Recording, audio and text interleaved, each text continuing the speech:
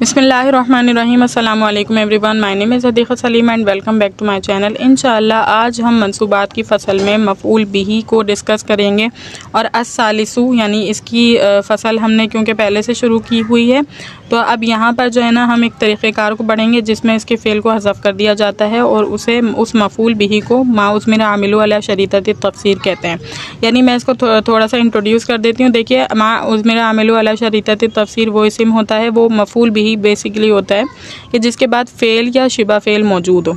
ठीक है, कोई भी फ़ेल हो सकता है और वो फ़ेल और शिबा फ़ेल उसकी ज़मीर में जैसे मैं कहूँ ज़ैदन ज़रबतहू, ठीक है, तो ज़ैदन ज़रबतहू, तो इस सूरत में देखिए ज़रबतहू ज़ैदन एक इस्म है, उसके बाद फ़ेल या शिबा फ़ेल मौजूद है।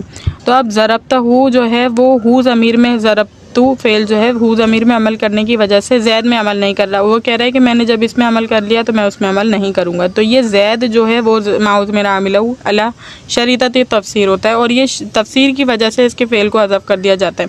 तो यहाँ पर देखिए अस्सालिसु मा उज़मिरा आमिलहू अला शरीतति तफ़सीर, यानी तीसरी किस्म जो है ना मा उज़मिरा आमिलहू अला शरीतति तफ़सीर की है, यानी उस मा उज़मिरा उसकी है उज़मिरा आमिलू के उसके ज़मीर लाई गई हो उसके आमिल की अला शरीतति तफ़सीर तफ़सीर की बिना पर।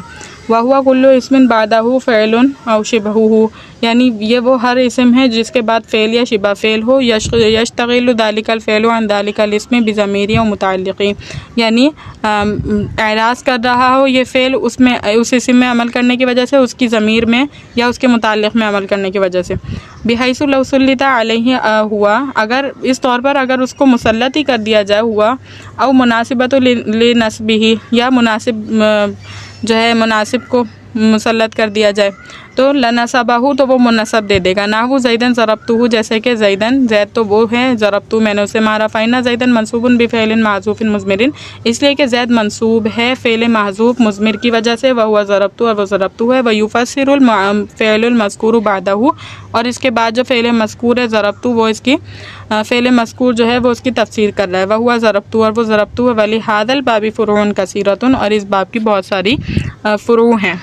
अब इसकी तशरीह को देख लेते हैं। देखिए यहाँ पर मा उज़मिरा आमिलहू अला शरीतति तफ़सीर के बारे में बताया गया है कि यानी ये वो मफ़ऊल है कि जिसके आमिल को पोशीदा रखा गया है, यानी ये मफ़ऊल होगा और इसके आमिल को यानी अमल देने वाले को, ज़ाहिर है कि मफ़ऊल का आमिल कौन होता है, फ़ेल होता है, तो फिर इसके फ़ेल को हज़फ़ कर दिया गया होगा तफ़सीर की शर्त पर और वो हर वो इस्म जिसके बाद फ़ेल हो या शिबा फ़ेल हो, यानी तफ़सीर की शर्त पर इस तरह किया गया होगा। और ये मफ़ऊल जो होता है यानी कि मा उज़मिरा आमिलहू अला शरीतति तफ़सीर जो है वो मफ़ऊल होता है कि तफ़सीर की बिना पर और हर वो इस्म है जिससे पहले फ़ेल या शिबा फ़ेल हो, एराज़ कर रहा हो वो फ़ेल इस इस्म पर अमल करने से, यानी ये जो फ़ेल या शिबा फ़ेल होगा वो एराज़ कर रहा होगा इस फ़ेल में अमल करने से, इस इस्म के मुताल्लिक़ पर अमल करने की वजह से।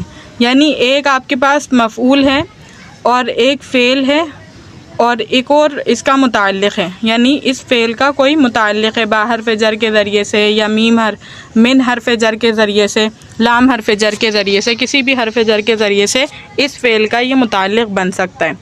अब ये जो फ़ेल है ये इसमें अमल करने की वजह से इसमें अमल नहीं कर रहा, ठीक है, तो इसके फ़ेल को यानी इसको हज़फ़, ये जो मफ़ऊल बिही है इसके फ़ेल को हज़फ़ कर दिया जाता है, ठीक है। तो इस तौर पर कि अगर मुसल्लत कर दिया जाए इस इस्म पर इस फ़ेल को, यानी इस इस्म पर इस फ़ेल को, अभी ये गायब कर देते हैं जब इस तरह से होता है ना, क्योंकि इस मफ़ऊल की वजाहत करने वाला आगे का जुमला होता है, तो इस फ़ेल को हज़फ़ कर देते हैं।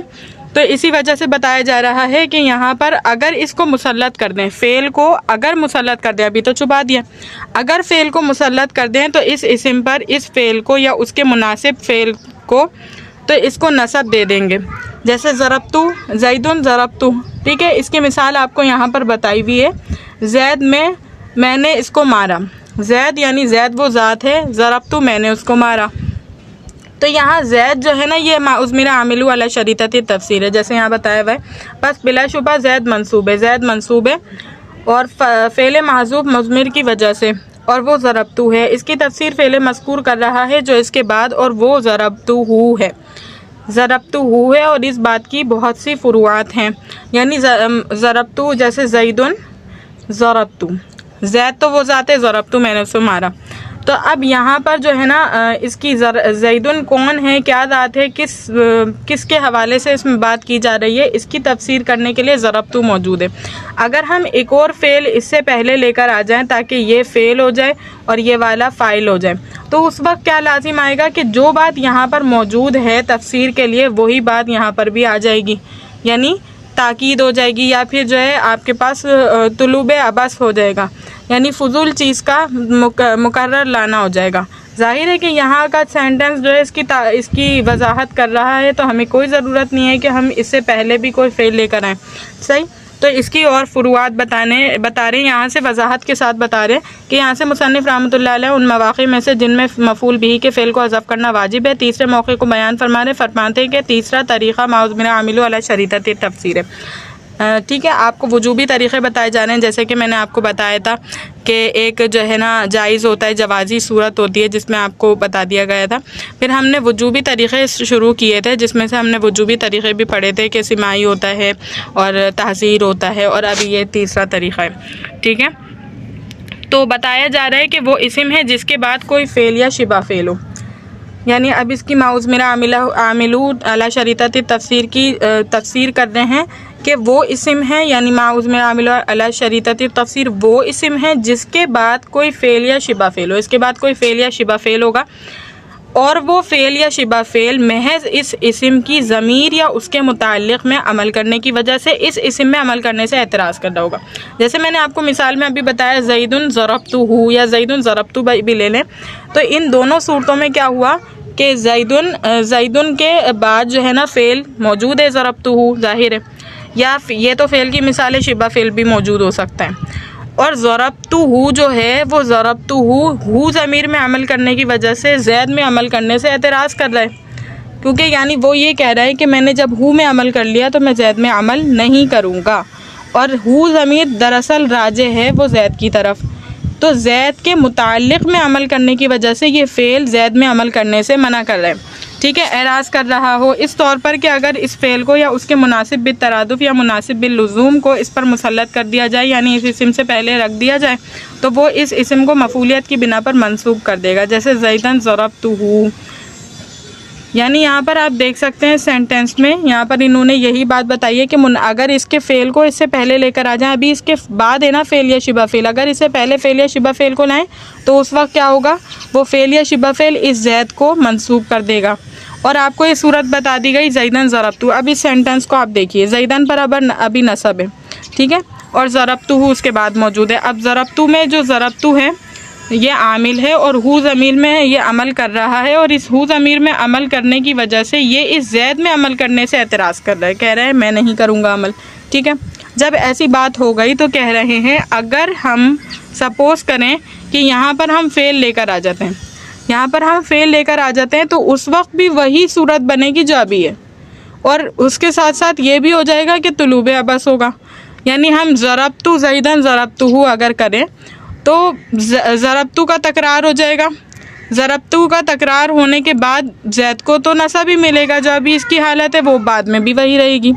तो इस मिसाल में ज़ैदन माउज़ मेरा आमिलु अला शरीअत तफ़सीर है, इसलिए कि इसके बाद ज़रबतु फ़ेल है और वो फ़ेल इस्म की ज़मीर में अमल करने की वजह से इसमें अमल करने से एतराज़ कर रहा है, इस सूरत पर कि अगर इसको इससे पहले रख दिया जाए तो वो इसको नसब दे देगा। इस मिसाल में ज़ैदन ज़रबतु फ़ेल महज़ूफ़ मुज़बिर का मफ़ूल भी है, यहाँ से ज़रबतु को वजूबी तौर पर हज़फ कर दिया जाता है, इसलिए इसके बाद आने वाला फ़ेल ज़रबतु इसकी तफ़सीर कर रहा है।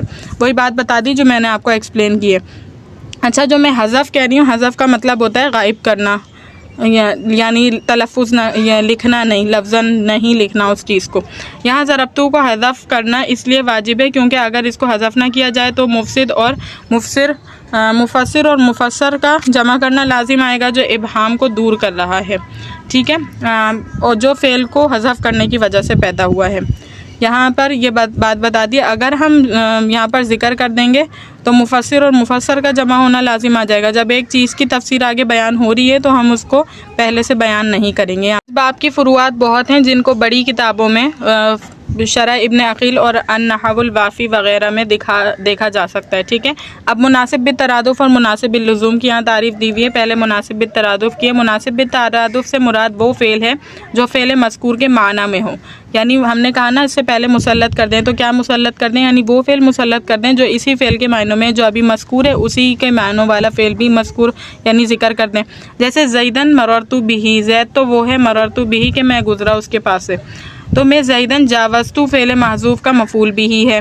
ज़ैद जो है यहाँ पर पोशीदा फ़ेल कौन सा है, जावस्तु, जावस्तु का मफ़ूल बिही है, जिसको यहाँ पर वजूबी तौर पर जो है हदफ कर दिया गया है। और जावस्तु और मररतु मुनासिब बित-तरादुफ़ है क्योंकि दोनों के मायने गुजरने के यहाँ आते हैं, दोनों के मायने एक ही हैं, अगर उसको मुक़द्दम कर भी देंगे तो कोई फ़ायदा नहीं होगा। मुनासिब बिल-लुज़ूम, मुनासिब बिल-लुज़ूम से मुराद वो फ़ेल है जो फ़ेल मज़कूर के मायने में हो, फ़ेल मज़कूर के मायने के लिए लाजिम होगा। जैसे ज़ैदन ज़रबतु ग़ुलामहु, ज़ैद तो वो है, ज़रबतु ग़ुलामहु कि मैंने उसके ग़ुलाम को मारा, जिसमें ज़ैद अहनतु फ़ेल महज़ूफ़ का मफ़ूल बिही है, यानी अहनतु ज़ैदन, मैंने ज़ैद की अहानत की कि मैंने उसके ग़ुलाम को मारा। ज़ाहिर है कि ज़ैद के ग़ुलाम को मारा है तो ज़ैद की तौहीन की है ना, एक ग़ुलाम है ज़ैद का, एक शख्स का है, मुझे मालूम है कि वो इस शख्स का ग़ुलाम है, उसको मारा मैंने, यानी ज़ैद की कोई ज़ैद की कोई वैल्यू नहीं है, हक़ारत बयान की है मैंने।